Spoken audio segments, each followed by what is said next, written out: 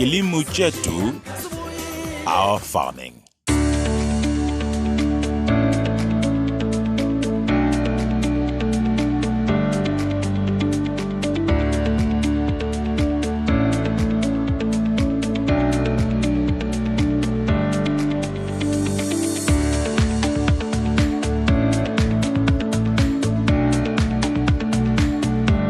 Firstly, it starts with your land prep. It's very important to do your land prep on time so that you can preserve the soil moisture in the soil. If you can have your land prep done before May, this is a good start to the season. Then obviously it starts in the seed beds. You have to choose the correct varieties to grow for your area. Sarudza mbeu inoenderana nenzvimbo yauri kurima.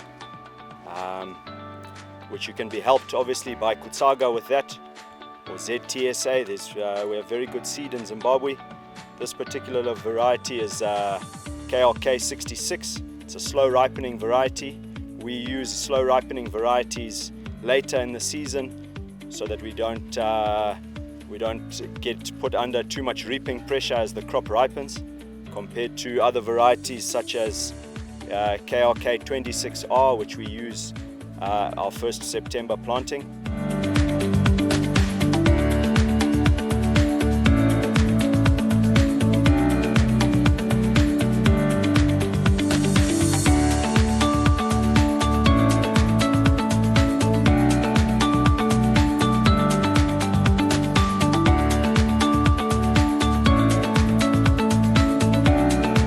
Once you've got a good stand in your seed beds, that allows you to pull a small percentage of your seedlings, which allows you to get a better stand in the land.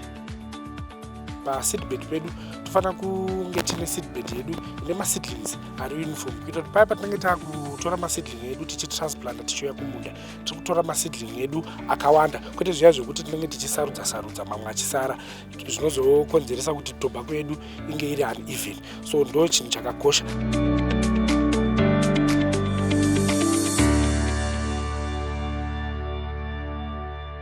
Obviously at planting it's important to put enough water with the crop to see it through until the rains come, particularly for farmers without irrigation.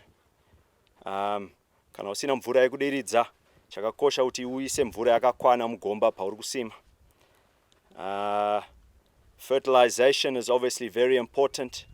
What I see most farmers doing these days, vanoda kuwanza mahectares, vanongofunga kuti kana tawanza mahectares mari ichawanda. Asi munenge mune ma-inputs ari mashoma, haichaenderana nema-hectares yauri kusima.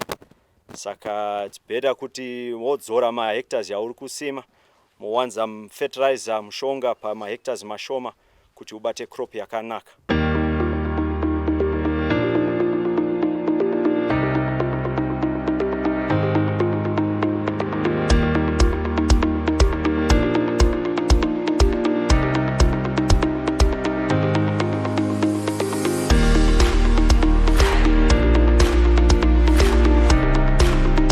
Water management for farmers who are irrigating their crops is also important.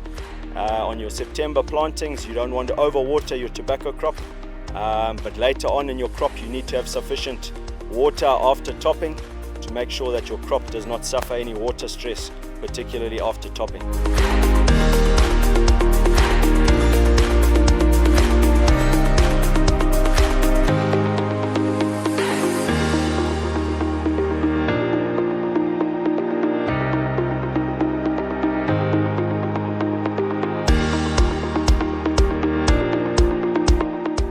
Obviously your time to topping is very important. Kana manonoka kutopa, if you extended bud topping, it's you're already losing yield. So the earlier you can get in and top your crop is very important.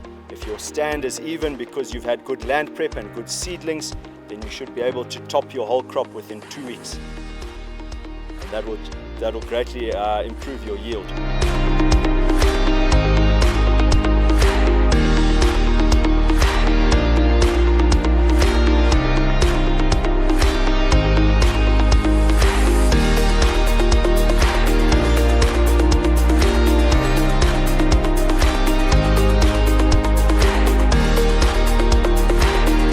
Once you've finished your topping and you're starting to think about reaping, the most important thing is to make sure you have adequate barn capacity. Varimi vazhinji vemazuva ano vari kuwanza mahectares vasingaenderana nemadrora, and then guys end up losing tobacco in the land because of insufficient barn capacity. So if you can, it's better to have extra barns so that you can make sure that you don't lose any tobacco in the lands. And then obviously your curing and grading and handling is very important. Your presentation on the floors will greatly affect your average price.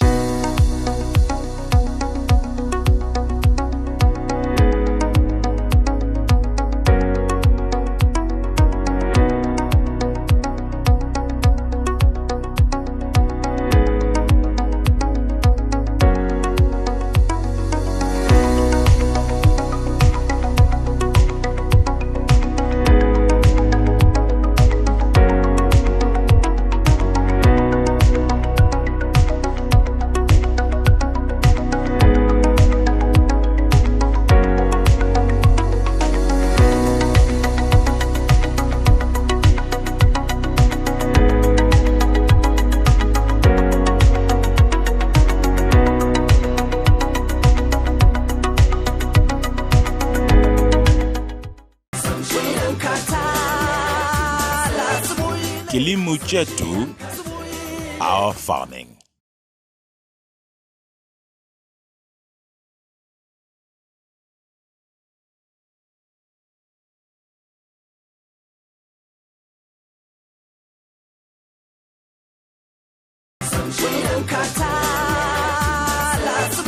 Kilimo chetu, our farming.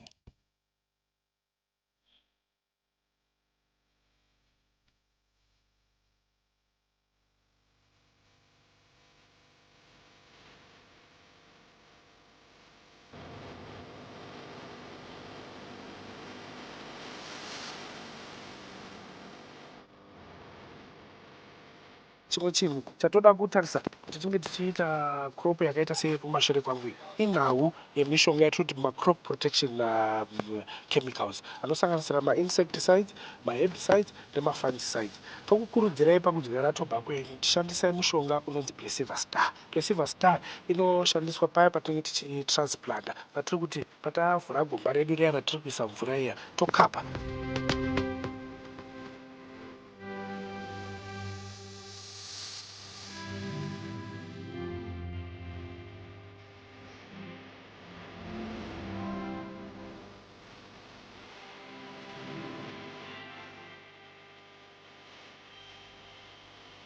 Tine ipapo zvakare patransplanting ipapo tinokurudzira zvakare varimi kuti wange wachishandisa maherbicides kuti wange wachidzivirira chirimwa chavo chefodya kubva kumasora anosanganisira masora aya emashizha akapamhama nemamwe masora erudzi rweuswa. Maherbicides atokukurudzirai kushandisa kufodya tosanganisira mishonga yakaita sejoe magnum, tosanganisirawo zvakare mishonga unonzi authority sulfentrazone, tinosanganisirawo zvakare mushonga unonzi Frandia Optima. Ndo mishonga maherbicides atokukurudzirai kuti munge muchishandisa semaherbicides pamunenge muchidyara.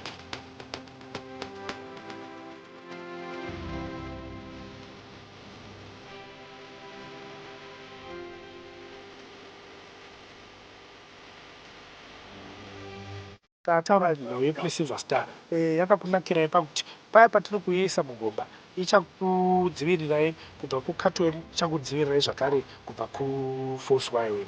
Yadaro zvakare tichaona kuti kubva paweek 1 kusvika paweek 6 tinoona kuti mapests anenge achiuya, mapests akadai kuita seleaf miner anowanza kuuya pa 2 to 3 weeks after transplanting. Tikuona kuti mapesi iyayo tikuona kuti fodya yedu inenge yakachena, zvinova zvinobatsira murimi pakuti anenge akusevha mari yekuita masprays, anenge akusevha mari yekutenga imwe mishonga yekukontrola badwin.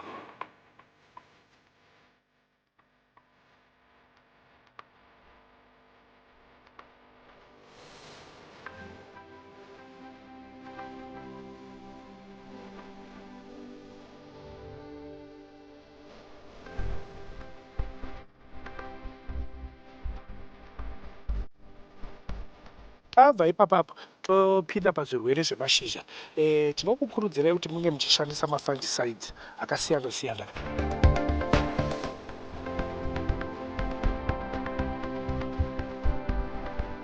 Imwe kurudziro yandinayo varimi ndeyekudzivirira zvirwere pachirimwa chedu. Zvamunoona chakadai kuchena kudai, tinoshandisa iyo mishonga yakati kuuyai, vana Bion, kudzivirira zvirwere. Bion mushonga wakangofanana nenhomba yataibaiwa kare, unogadzira inonzi defense mechanism yechirimwa ichi, kuti zvirwere zvinouya hazvipinde, atinotiwo mapathogens, hakwanise kuita infection pachirimwa, chinokwanisa kuzvidzivirira zvakasimba, yova chirimwa chakachena kudai, iyo yatinoti Bion. Ngatitange kuuya nayo Bion mu6 weeks zvichienda, pawiki rega rega tichiuya nayo Bion nemamwe mafungicides anowanika muzvitoro izvi.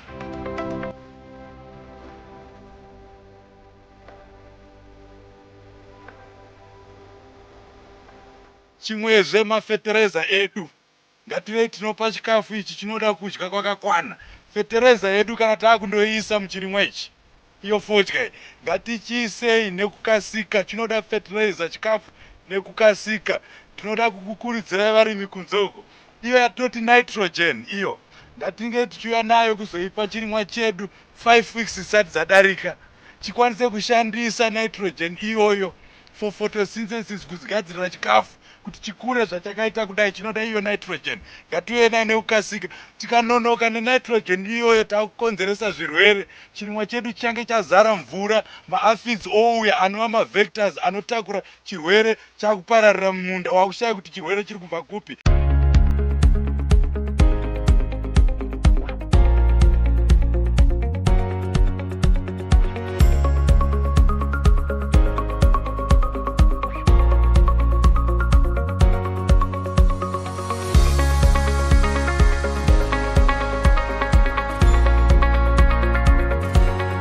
Tisanonoke kutopa fodya yedu. Zvakare semurimi ngatizive kuti tinoda kutopa fodya yedu pamashizha mangani. Vamwe vanenge vachida kusiya mashizha 18, vamwe vanenge vachida kusiya mashizha 20, vamwe vanenge vachida kusiya mashizha 22. Zvinenge zvichingosiyana siyana nemurimi kuti anenge achifarira zvipi, uyezve kuti unenge uchida shizha rakaita sei.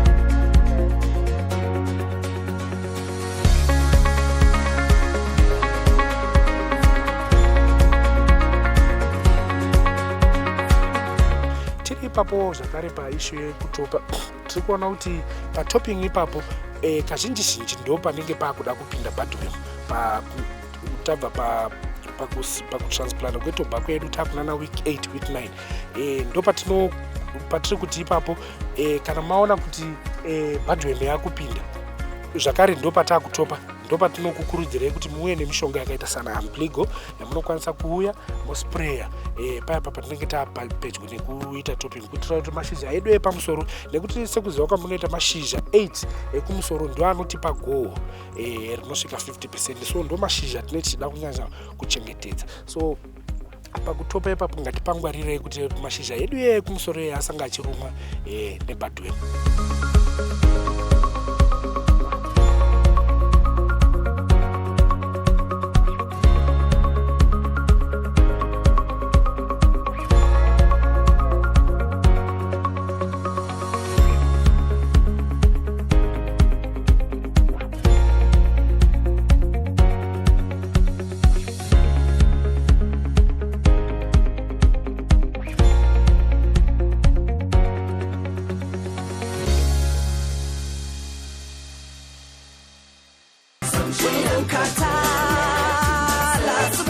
Kilimo chetu, our farming.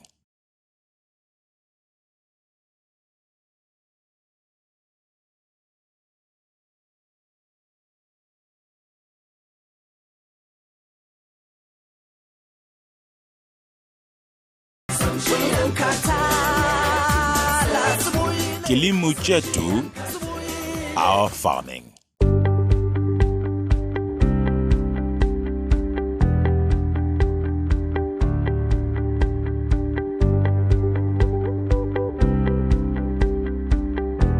The starting point is a curing facility.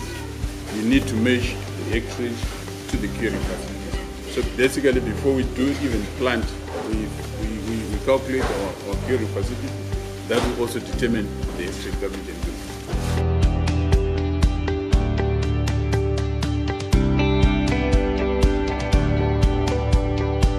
Ngatirimei fodya yedu inoenderana nekapasiti yedu yatokwanisa kunge tichidini tichipisa kumabhani. Uyezve tokurudzira varimi kuti vange vaine mabhani avo ekuti kana wakupisa havazoiti nyaya dziya dzekuemboenda kuma next door vachinokumbira mabhani. Mwemusi wosvika mabhani aya ari kushandiswa hauchakwanisi kunge uchishandisa mabhani eyo. So tokurudzira varimi kuti vange vachirima zvinhu zvinoenderana nemabhani, zvinhu zviri kuenderana nemainputs avo avanenge vainawo.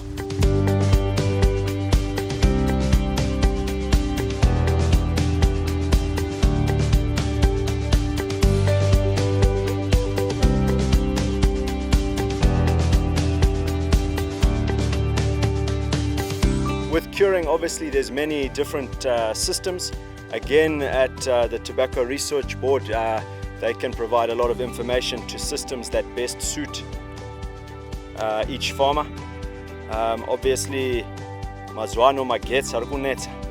So systems like modros that are very heavy on electricity, that require big generators to run, particularly with the price of diesel, it makes life tricky. So systems that are more efficient on electricity, such as tunnels, are very advantageous to the farmer. However, tunnels require big commercial farmers, whereas small-scale farmers may not cope with that. But rocket barns are also very efficient on wood and coal, and obviously they don't require electricity, which is a big plus in a season like the one we're going through at the moment. But again, whichever curing system a farmer decides to use, it's most important to make sure that the capacity is enough for the crop that he's grown. In a season like we've had, where we've had a lot of early rain, your irrigated crop can run on you, and you need to have adequate barns so that you're not losing tobacco in the lands.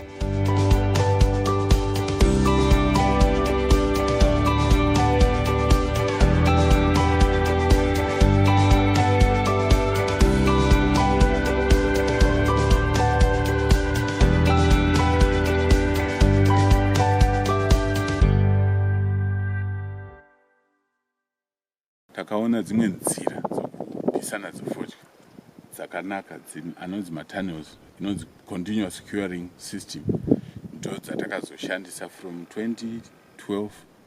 Patakatanga kuvaka tunnel takachinja.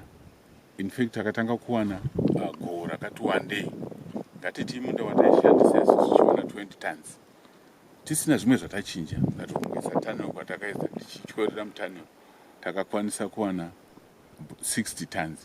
Zvinoreva izvo kuti malosses mazhinji ataiwana kubva kumunda nekunosvika magrading shed akadzikira. Nokudaro takaona kuti izvi zvinhu zvinobatsira kuvandudza kupiswa kwefodya. Uye taitarisawo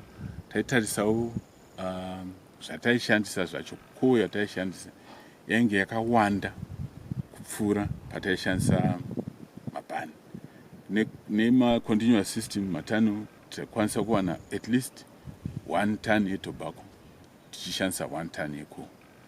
Uyewo kumagetsi consumption inenge yakadzikira zvakanyanyisa, nokuti tinenge tangotarisana nemamota mashoma anenge achishandiswa pacuring yetobacco. Zvakadaro izvozvo zvakabatsira kuti tivandudze kubva pataishandira tiri pa20 hectares kusvika iko zvino 160 hectares atirikwanisa kuita tichishandisa curing system iyoyi.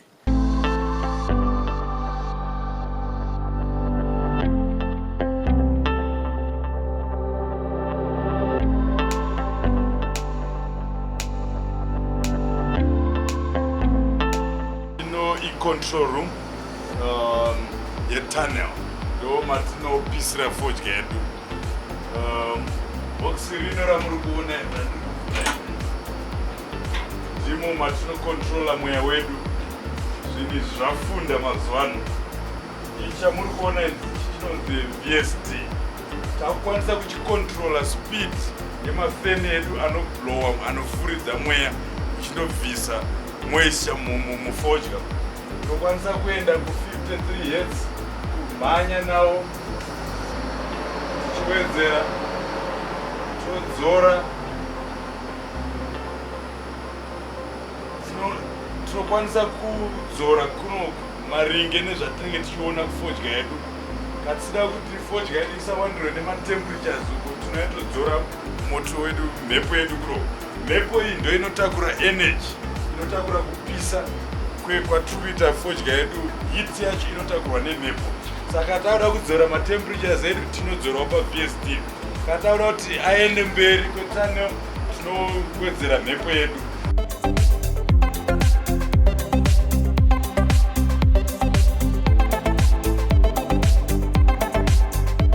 Panapa iri box rino iri ndere matemperatures. Inonzi TCR, yakanzi air inoi ndeyemhepo, inoi water ndeyemvura. Pa90 panapa ndokupisa kwemvura iri muboiler medu kana kuti mukettle medu. Then inoi TCR inotaura kupisa kweheat yemweya. Saka panapa sekuona kwamuri kuita tiri pa 75 degrees. Chandikonzeresa kuti ndise 75 degrees dzangu inyaya yemusana wefodya yangu. Guni racho rave fat, rafuta zvakanyanyisa zvekuti tikada kuramba tiri kuma 70-68 uku hatikwanise kuomesa guni redu. So tatofoswa nekukora kwakaita shizha kukora kwakaita guni redu kuti tinge tichienda pa 75, because tikasadaro hatikwanise kubudisa fodya. Iyi i-continuous curing system inoramba ichifamba, fodya inopinda ichibuda every day. Saka unofanira kunge wakwanisa kuomesa guni rako every day kuti uwanise kubuditsa nekupinza fodya.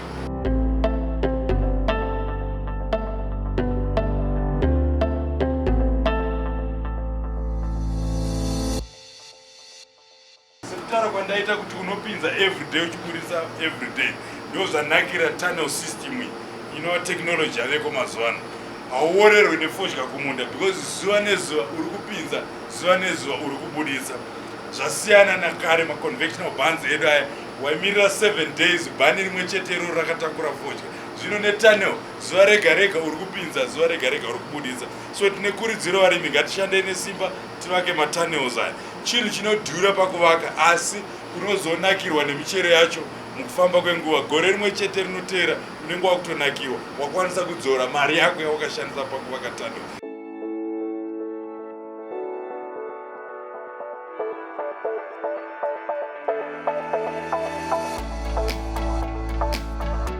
So kurudziro yangu ndeyekuti ngatirime nesimba, ngatishande nesimba tivake matunnel. Advantage yatiinayo patunnel inyaya yemarasha atinoshandisa.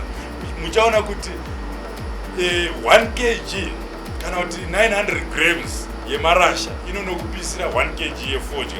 Zvatosiyana nemabhaneri akaraya kana kuti kwete akare vamwe tichiri kumashandisa anoshandisa 2 kg kuti upise 1 kg yefodya.